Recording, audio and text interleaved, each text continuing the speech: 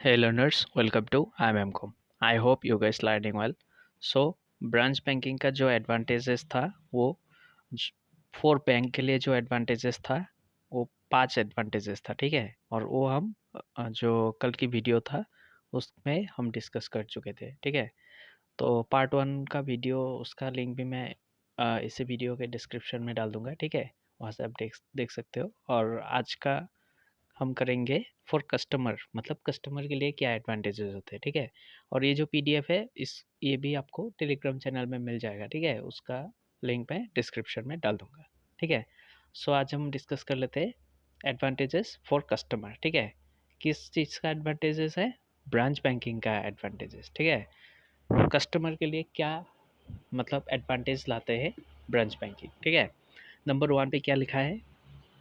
Convenience and accessibility with branch spread across different location। मतलब अलग अलग लोकेशन पे अगर ब्रांच रहेगा तो उससे क्या होगा? Customer can access banking services more conveniently, मतलब और आसानी से क्या कर सकते हैं? कस्टमर बैंकिंग सर्विस ले सकते हैं, ठीक है, एक्सेस कर सकते हैं।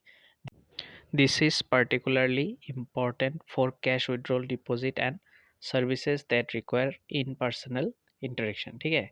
मतलब इसमें क्या होता है पर्टिकुलरली जो इम्पोर्टेंट जो बैंक का जो काम होता है, जैसे कि कैश विड्रॉल करना, डिपॉजिट करना, या फिर ऐसा कोई सर्विस जिसमें कि क्या हो पर्सनल इंटरेक्शन चाहिए जिसके लिए, ठीक है।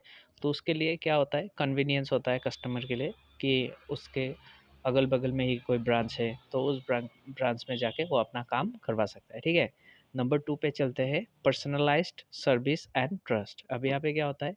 Branch banking allows customer to build face to face relationship with bankers. यहाँ पे ब्रांच बैंकिंग पे क्या होता है? कस्टमर फेस टू फेस मतलब डील कर पाता है बैंकर्स के साथ, ठीक है।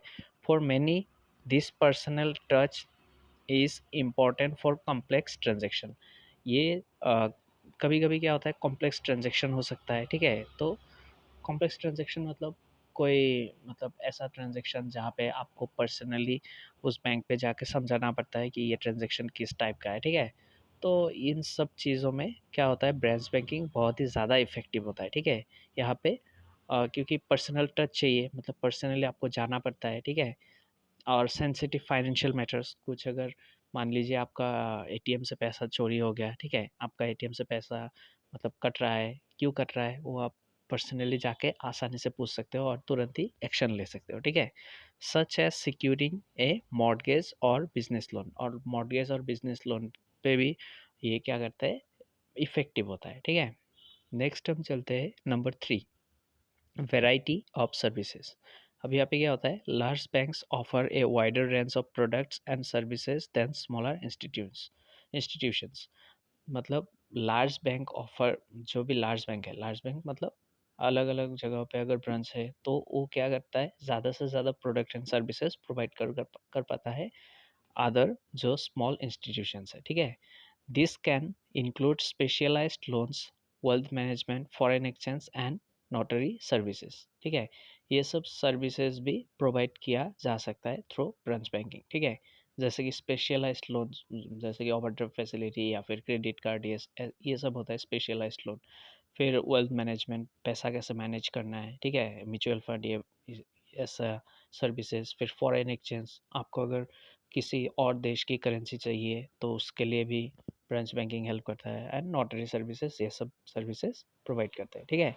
नंबर फोर पे है banking in under developed areas, ठीक है। अब यहाँ पे क्या होता है? Branch banking helps extend banking services to small towns, rural and under developed areas. Branch banking के थ्रू क्या होता है? जो भी स्मॉल टाउन्स है, छोटा मोटा टाउन है, या फिर जो भी पिछड़ा एरिया है, मतलब गांव एरिया है, एंड अंडर डेवलप्ड एरियाज, जो भी अंडर डेवलप्ड एरियाज है वहाँ पे भी बैंकिंग सर्विसेज एक्सटेंड करता है, मतलब बैंकिंग सर्विस वहाँ पे भी पहुँचाता है बैंकिंग ब्रांच बैंकिंग, ठीक है। This promotes financial inclusion and more balanced economic growth across a country.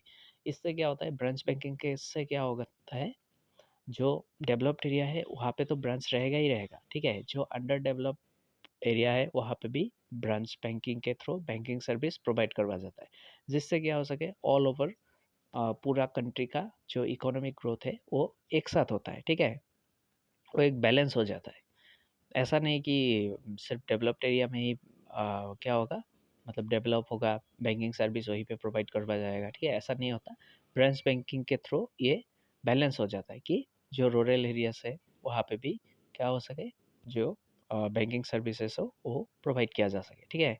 Next हम चलते हैं number 5, last but not the least, easy and cheap transfer of funds. अब यहाँ पे क्या होता है, an extensive branch network allows for the quick, easy and low cost transfer of funds from one location to another, ठीक है?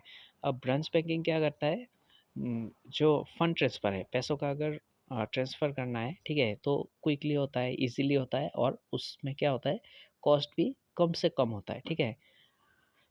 और यहाँ पे क्या होता है, inter branch transaction are much more efficient than inter bank transfer, ठीक है? अगर मान लीजिए अब अगर आपको एसबीआई से यूनियन बैंक को पैसा ट्रांसफ़र करना है, ठीक है? तो वो थोड़ा-सा कॉम्प्लेक्स हो जाता है, ठीक है? पहले एसबीआई को क्या करना पड़ेगा, आपका पैसे को यूनियन बैंक तक पहुँचाना पड़ेगा, ठीक है? तो वो एक थोड़ा-सा मुश्किल मुश्किल नहीं बोल सकते, थोड़ा-सा कॉम्प्लिकेटेड हो जाता है, ठीक है? तो अगर मान लीजिए अगर आपके एसबीआई पे अकाउंट है और आप एक ब्रांच से दूसरे ब्रांच तक पैसा पहुंचाना चाहते हो, ठीक है? तो उसमें थोड़ा-सा आसानी होता है क्योंकि बैंक दोनों सेम ही है, ठीक है? बस एक ब्रांच से दूसरे ब्रांच तक जाना है। तो वहाँ पे क्या होता है, थोड़ा-सा ल कॉस्ट भी लो होता है और थोड़ा-सा ईज़ी भी होता है, ठीक है? तो काम जल्दी से जल्दी हो जाता है। तो ये थोड़ा-सा मतलब इस यहाँ पे एडवांटेज मिलता है कस्टमर्स को, ठीक है? सो आई होप आपको समझ में आ गया होगा। If you like the video please like it, subscribe my channel and thank you for watching. Bye.